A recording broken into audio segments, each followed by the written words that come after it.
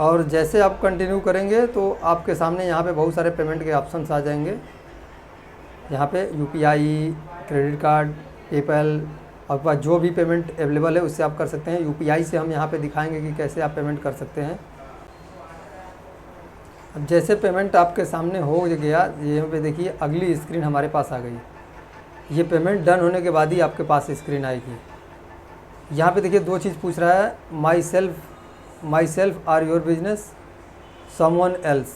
इसको हम कुछ नहीं करेंगे। यहाँ पे नीचे देखिए स्किप का बटन दिया हुआ है, इसको हम स्किप कर देंगे। उसके बाद से लिखा हुआ है क्रिएट वेबसाइट, माइग्रेट वेबसाइट। ठीक है, तो हम यहाँ पे करेंगे कि क्रिएट वेबसाइट। ठीक है, नेक्स्ट कर देंगे। उसके बाद से यहाँ पे दो ऑप्शन आ रहा है। यहाँ पे बोल रहा है वर्डप्रेस या होस्टिंगर वेबसाइट बिल्डर।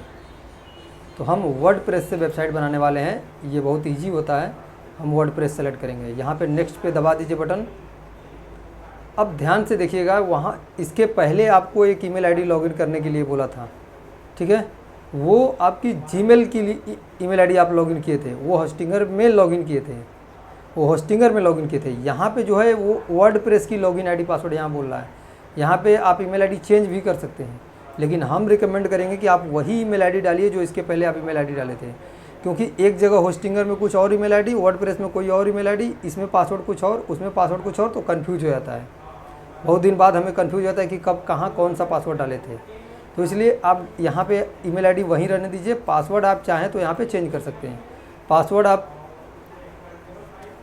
ध्यान दीजिएगा, पासवर्ड बनाते समय एक नंबर होना चाहिए, एक लोअर केस होना चाहिए, और 8 से लेकर 50 कैरेक्टर के बीच में ही आपका कैरेक्टर होना चाहिए। एक सिंबल होना चाहिए।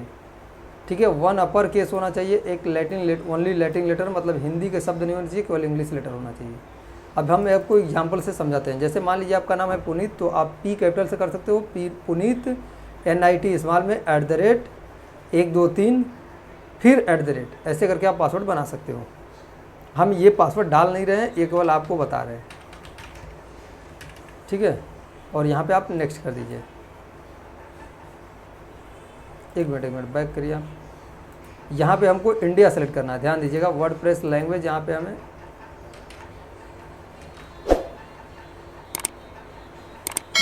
इंडिया नहीं, ठीक है, यूनाइटेड स्टेट लैंग्वेज। ठीक है, अब यहाँ पे हम दबा देंगे बटन। उसके बाद से यहाँ पे बोल रहा है कि आप कोई टेम्पलेट के यूज करके वेबसाइट बनाना चाह रहे हैं। यहाँ पे टेम्पलेट यूज करके हम कहेंगे नहीं, क्रिएट ब्लैंक वेबसाइट, हमें इसका यूज नहीं करना है। अब बोल रहा है कि जो आप डोमेन, ध्यान से देखिएगा ये वाला पार्ट। अब बोल रहा है कि आप जो डोमेन, हमने जो बोला था आपको फ्री डोमेन देने के लिए, आप यहाँ पे डोमेन क्लेम कर सकते हैं। What domain name do you want to use this website, आप इस वेबसाइट के लिए आप कौन सा डोमेन नेम यूज करना चाह रहे हैं। ठीक है, you have 1 free domain available, start typing to use it. मतलब कि आप जो डोमेन मैंने आपको देने के लिए बोला था वो डोमेन आप यहाँ पे फ्री में हमसे ले सकते हैं। लेकिन ध्यान देने वाली बात है कि आपको डोमेन नेम लेते समय स्पेलिंग का बहुत ध्यान रखना है। यदि आप स्पेलिंग गलत डाल दिए तो वो चेंज नहीं होगा। आपको डोमेन नेम लेते समय अपना स्पेलिंग चेक करके ही डालना है। एक बार डोमेन रजिस्टर हो जाएगा तो दोबारा कैंसिल नहीं होगा, ना ही बदला जाएगा।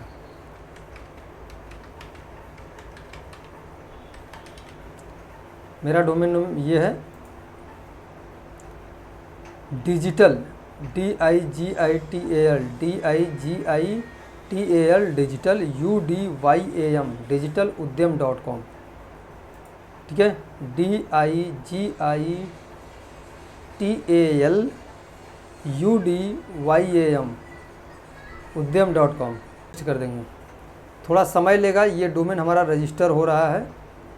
उसके बाद से देखिए आगे आएगा पर्सनल या कंपनी, ऑर्गेनाइजेशन। ये डोमेन आप किसके नाम पे रजिस्टर कर रहे हैं होस्टिंगर में, तो हम ये रिकमेंड करेंगे आप पर्सनल करिएगा। कभी कभी क्या होता है कि कंपनी चेंज करना पड़ता है, पार्टनरशिप में रहती है तो कंपनी बंद हो जाती है, तो फिर डोमेन का ऑनरशिप ट्रांसफ़र करने में बहुत दिक्कत होती है। तो आप पर्सनल रखो, पर्सनल कभी नाम चेंज नहीं होता, पर्सनल आपका एड्रेस चेंज नहीं होता, पर्सनल रखो।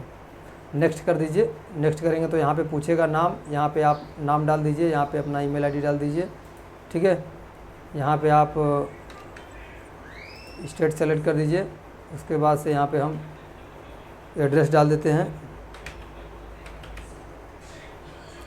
और यहाँ पे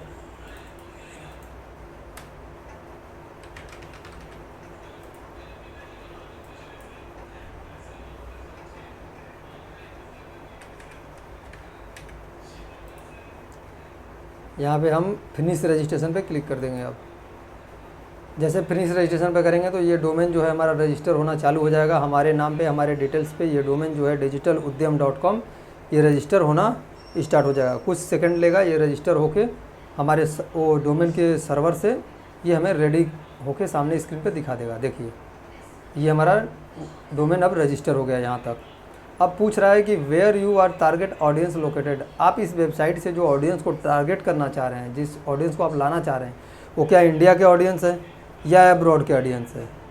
तो हमें इंडिया रखना है, ठीक है, ये इंडिया रखना है। उसके बाद से अब आगे बोल रहा है कि क्या अभी आप वर्डप्रेस इंस्टॉल करना चाहते हो अपने वेबसाइट में।